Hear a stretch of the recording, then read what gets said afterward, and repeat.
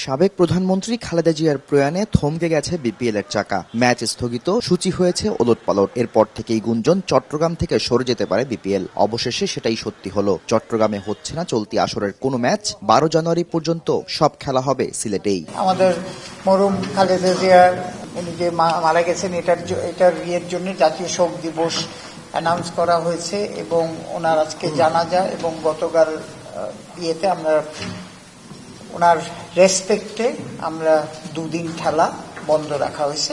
এই 2 দিন গ্যাপটা আমাদের অ্যাডজাস্ট করার জন্যে আমাদের খেলা এখন 2টা ভেন্যুতে নিয়ে আসা হচ্ছে।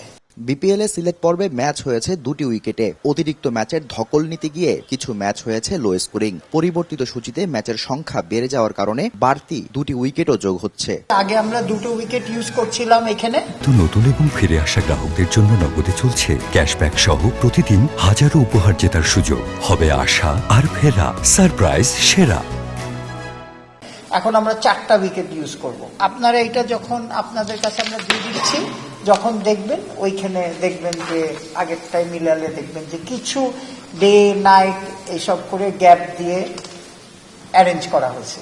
সূচি পরিবর্তন হওয়ায় চট্টগ্রামের ব্যাটিং বান্ধব উইকেটে খেলার সুযোগ মিস হচ্ছে ক্রিকেটারদের। বিশ্বকাপ প্রস্তুতিতে ঘাটতি থেকে গেল কিনা তা নিয়ে প্রশ্ন থেকেই যায়। বাংলাদেশ টিমের জন্য ভালো ছিল, কিন্তু এটা তো ওয়েদারের সাথে আমাদের কানেকশন না, আর কারেন্ট সিচুয়েশনের জন্য আমাদের কোনো ইয়ে নাই। গ্রুপ পর্ব থেকে বাদ পড়া 2 দলের জাতীয় দলের ক্রিকেটারদের নিয়ে চট্টগ্রামে ক্যাম্প করার পরিকল্পনা বিসিবির।